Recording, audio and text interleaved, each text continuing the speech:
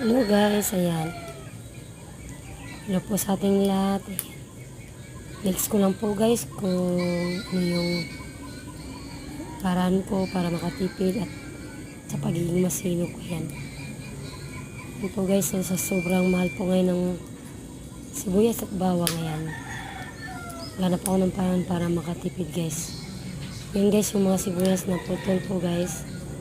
Yan yung mga ginamit ko, yung puwet niya guys. Hindi ko po tinapon. Yan.